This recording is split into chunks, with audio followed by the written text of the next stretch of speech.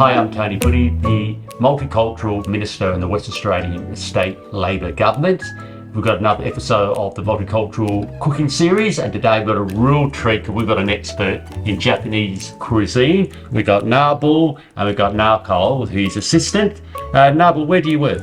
Yeah, I'm working in the Rojiro Curry Samurai. I'm also the head chef. Oh, the head chef. So we have got the top brass today, so it's going to be a great show. So what are we cooking? Today we're gonna cooking the one of the curry, which called the soup curry. Soup curry. Okay, great. Thanks very much. Thank you. So I've actually haven't heard of Japanese curry, to be truthful. So how different is Japanese curry from other curries? It's a very simple. Cause the difference is a very thick in texture. Japanese curry basically uses by the wheat flour. Very spicy? Not too much. Okay. Yeah. So what's the history behind it? I mean, is it a special meal? When do you eat it in Japan generally? Oh, we often eat at home. Also, there are so many curry restaurants in Japan. Mm-hmm. And today we're making called soup curry. That is very popular in Sapporo, Hokkaido. All right, well, I'm looking forward to it. Great stuff. Okay, look, there seems to be quite a lot of ingredients here that goes into this chicken curry. So what have we got here? We're gonna use today the basically chicken drumsticks and then vegetables, carrot, potato, onions, and green capsicum, cumin, cardamom, and coriander. And the other one is a seasoning, salt and pepper, and canola oil, yogurt, and grated apple. Right. And finally, we're gonna using the grated ginger and garlic. And you got the egg as well? Yes, boiled egg. Okay. Yeah. All right, great. Well, let's get moving. So first thing is what, marinating the chicken? Yes, exactly. Okay. So Nako, why have we got the scales there? You need to check 5 grams each. Very particular. Yeah. So what, 5 grams of cardamom, coriander, and cumin. 5 grams. 5 grams each, please. Okay, let's see how we go. Yeah. So you got to look there to see I'm doing it properly. Okay. Perfect. Perfect. Okay, all right, what next? Marinated chicken used for the salt and pepper. Okay. 2 pinches. 2? Yeah. Okay. Always need a bit of salt. In Japanese cuisine, is there a lot of salt generally? Yeah, because the salt can change to the flavor to the sweet. Okay. Yeah. Right. Okay, I've done that now. And this mixed spices. Of course. Yeah. Just 2 teaspoons. Yes. Smells beautiful. Yeah. That's very simple. Yeah.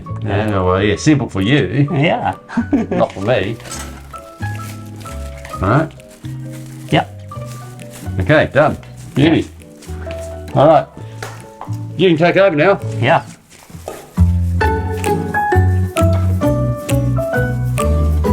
I've never seen Really? an expert chef in action. Yeah. So we'll put the chicken aside now, it's being marinated, and then what we do in the vegetables, are we? Yes. Over to you. Yeah, thank you so much. Okay, so just firstly, slice the onions. Just peel. So how long have you been a chef? It's totally almost 6 years. Oh. Yeah.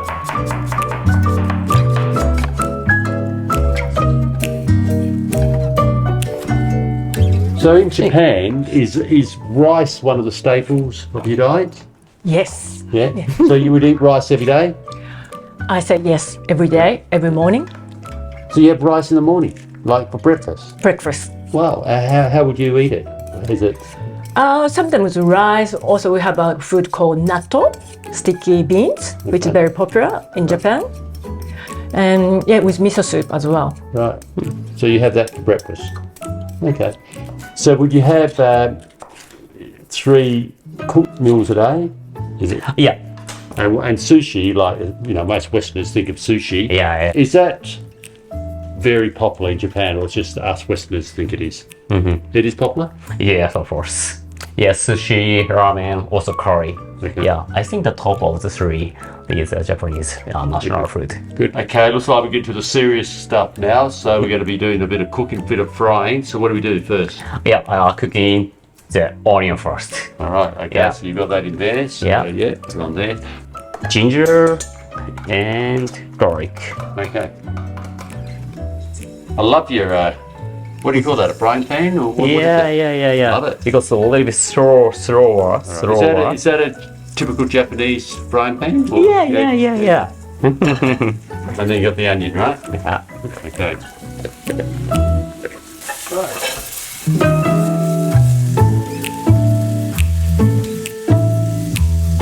So how many meals at the same time would you, on a typical night, at the same time would you be cooking? It's a basically maximum 6 meals. 6 meals at the same time? Yeah, because we need to keep the quality. Yeah. Keep the quality and then keep the time.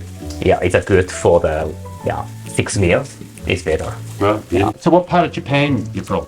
I'm from Tochigi, which is 180 km north of Tokyo. Okay. So back home, did you work in a restaurant? I was actually a travel agent Travel agent. before I started working here for 30. Yeah. Oh my God. And so did you learn English before you came to Australia? Did you speak English? I did, but also I studied tourism at TAFE in Melbourne. Okay. That's how I improved my English. Yeah, great. So is there a strong Japanese community here? Yes, there are about 8,000 Japanese living in WA. WA. Oh, okay. And do you go to many of the cultural events that the Japanese have? When I have a chance, yes, I do. And every summer we have a cultural event called Paris Japan Festival. Yeah, I've heard of that, yeah. Yeah, so fun. Yeah.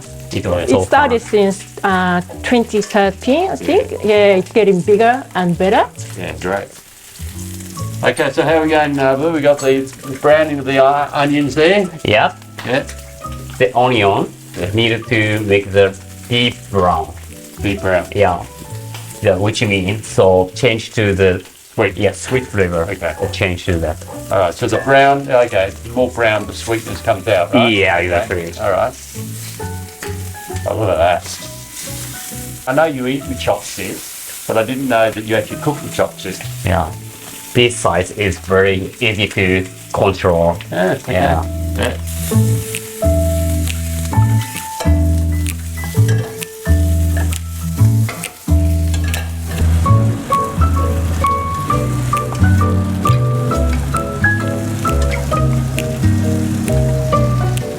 So here you put all the veggies together.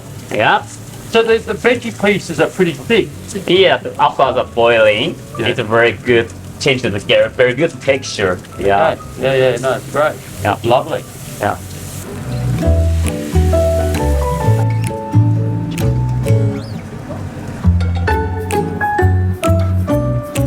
So what's that? It's just tomato juice. Just Yeah. tomato juice. All right, Yeah. Yogurt. All right. Oh yeah, look at that. Yeah. Beautiful. Plain. Okay, so we're leaving that for about 5 or 10 minutes. Yeah. How do you know when it's ready? The point in the two. One is the vegetables inside already cooked or not. The second one is the soup is become to a little bit thicky. Okay. Yeah. So, you know, Japanese cuisine or cuisine of any culture is really, really important. But in Perth, there's about 8,000 Japanese that live here. I believe there is a school here, isn't there? A Japanese school? Yes, there is one. Right. It's a small Japanese school, and then there also a weekend Japanese school, which normally attend a local school. Then they go to study Japanese. I'm excited because I think we're ready to dish up. Is that right? Yeah, from French. Okay, let's go for it. Yeah.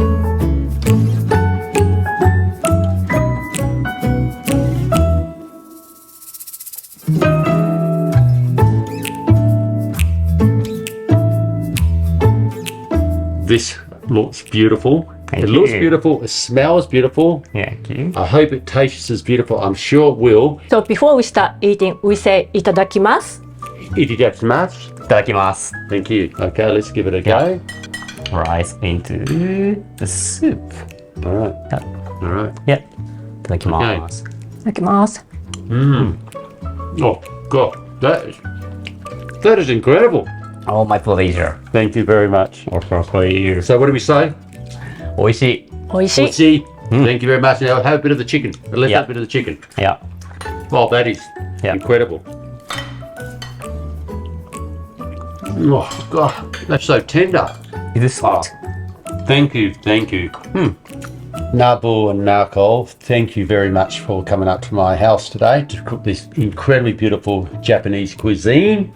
So it's Japanese soup curry. Yeah. Absolutely beautiful.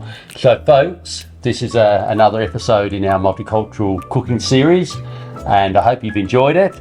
Go onto the AMI website if you want to see other parts of the series. There's many episodes there from many different culturally and linguistically diverse communities in Western Australia.